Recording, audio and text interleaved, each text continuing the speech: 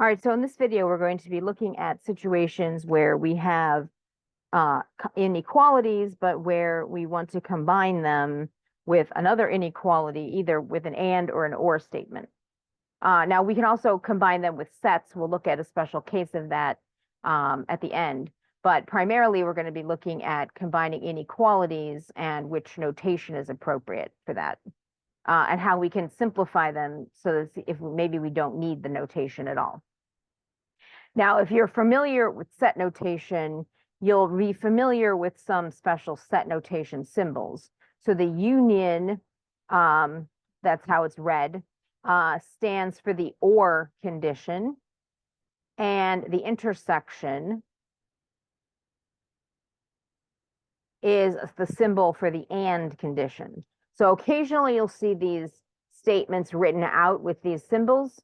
The intersections we ought to be able to get rid of completely and rewrite our answers without any intersection signs.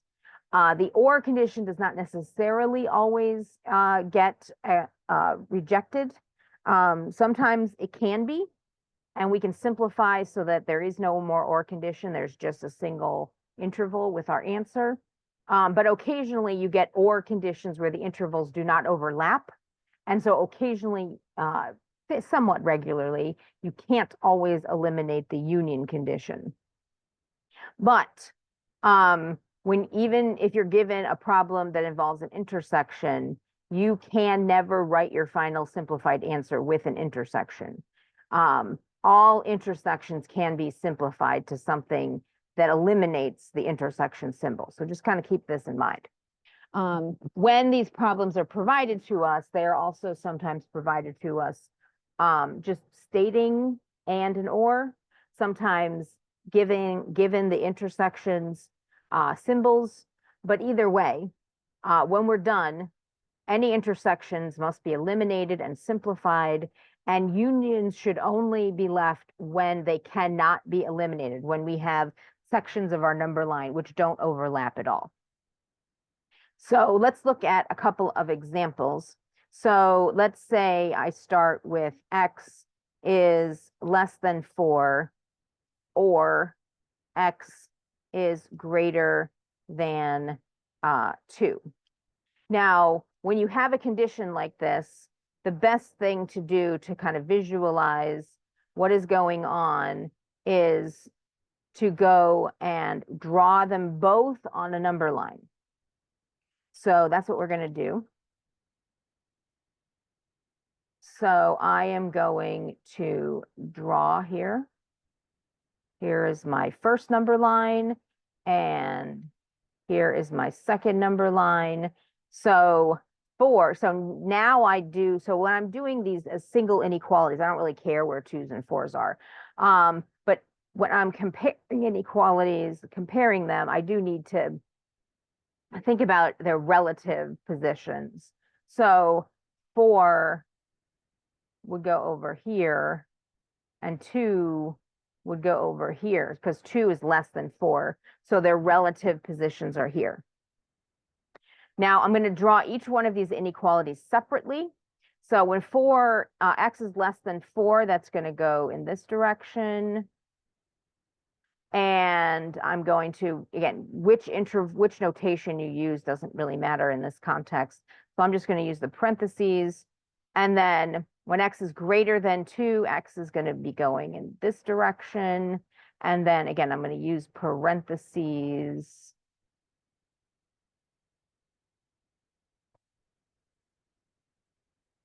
Like so.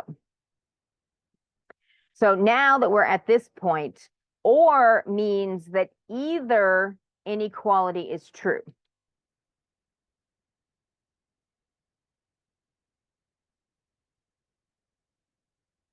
So when we are comparing the number lines, we want to include any value on the number line that is in either inequality. So essentially what we're looking for is, where is our yellow shading in this example? And any place on the number line that the yellow appears, we want to include it. Now, in this particular example, this is the whole number line, right? Because if I'm less than 2, I'm satisfying the inequality less than 4. And if I'm greater than 2 at any point, I'm also, for some of those values, also going to be greater than 4. So if I'm greater than 4, I'm satisfying this inequality. If I'm less than 2, I'm satisfying this inequality. So one of these inequalities will apply, and that means the entire number line is included. And so in interval notation form, this is everything. This is the whole ball of wax. Again, we would not write this as separate inequalities with a union because they overlap with each other and we can simplify them to a single inequality. Now, let's say we do x, what if we flip these? X greater than 4 or x less than 2. Now, if we flip these inequalities, and again, let's draw what we've got here. This is our first one. This is our second one. Here's our 4. Here's our 2. If we want x greater than 4, we would go out this way. And if we want x less than 2, we would go out this way. Again, not included in this example. And there is no overlap. So we still want an inequality, we want an interval notation where either of these are true, but they're not true at the same time. Either you're less than 2 or you're greater than 4. If you're in the middle, you're not included. So we can't combine these in any possible way. So this would require us to keep the union notation, and we would write, again, we generally start from the left end, negative infinity, comma 2, and then we would use our union symbol for comma infinity. But again, the reason the union symbol survives here is because we cannot include it. We cannot, there's no overlap. There's no way to write this as a single section of the number line, so we cannot eliminate it. Now, when we're dealing with the and conditions, let's look at our same examples. X is greater than 4 and X is less than 2. Now, this is basically the same type of idea. This is our number lines, but for intersections, it's not either condition that we want to be true. We want both to be true at the same time. So if we were to think about our example here, and the number line is going to look exactly the same as it did for our previous case, x is greater than 4 and x is less than 2. But now we want to see where they overlap with each other. And the problem is these don't overlap. And when they don't overlap, the solution is the empty set. Now, how do we write the empty set? We can say no solution. That's fine. There is a symbol for the empty set, which is a 0 with a line through it. You can also just put empty curly brackets that are just, they don't have anything filled into them. Empty curly brackets also indicate there's nothing in the set. So it's the empty set. But there would be no solution. There's no interval notation that you can use for this. Now, if we were to go back and switch the inequalities back again, x is less than 4 and x is greater than 2, then again, let's go back and look at our, because this is the same number line drawing we had up here. just different combination of them. Here, again, we want to look, where do they overlap? Well, they're going to overlap here in between 2 and 4.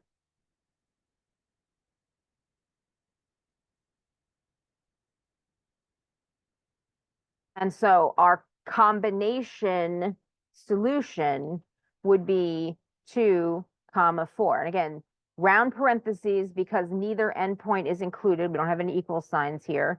But as close to negative to positive 2 as we want, but not to as high as 4, but not 4 actually. 3.9999999 good, 4 not good, so not included. But notice that both in our no solution case and in our there is still a solution case, there's no intersection symbol. We got rid of the intersection by analyzing the intervals and seeing where they overlapped. And now we've reduced it to a single interval. So again, kind of keep this in mind.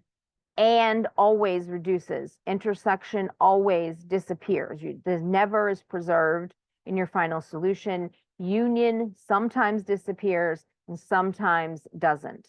Now, if you have a situation where the intervals are going in the same direction instead of opposite directions, one of the inequalities will tend to absorb the other one. So if we have x greater than 4 or x greater than 6, well, 7, whatever, if we draw those on the number line again, x greater than 4,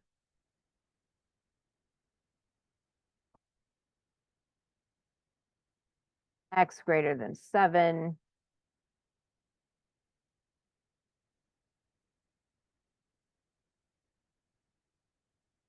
round parentheses in both cases in this example. If this is an or condition, then where is either of these true? Well, it's going to be true when x is greater than 4.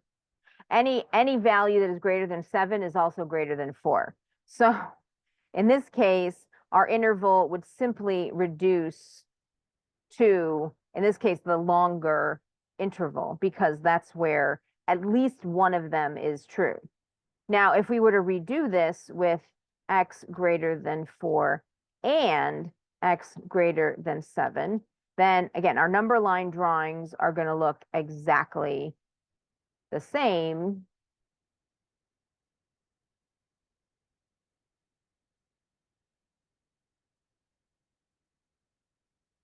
Right, black line didn't copy. That's fine. Our number line drawings are going to look exactly the same, but now because it's an and, I want them where they're both true simultaneously. And any number that's greater than 4 is also going to be greater than 7. And the only place where they're both true is where the number is greater than 7. So our solution would be 7 to infinity. So again, the thing that you're looking for, or is either condition. So either one of them can be true, and has both have to be true at the same time. So here in the or case, you're looking for where is one of them true. In the and condition, you're looking for where are both of them true. Now, when you're combining inequalities, sometimes you're going to get weird combinations of things, particularly when you're dealing with the ranges of piecewise functions. So sometimes you may get a condition where you have x equals 4 or x is greater than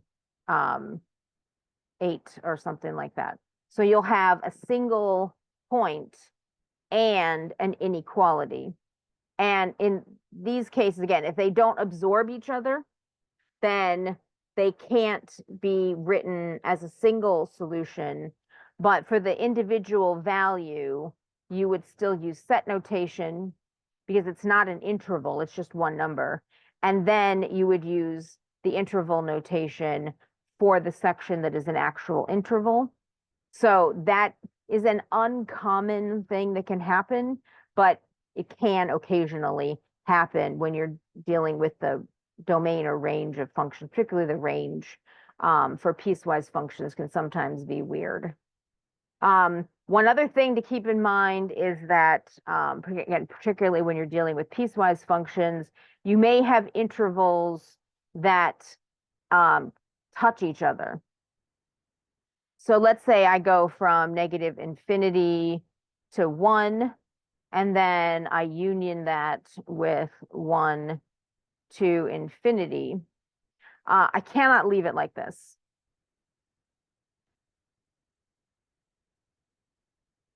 Because when you draw the number line, 1 is included in one of the intervals and the other one picks up immediately at the same place.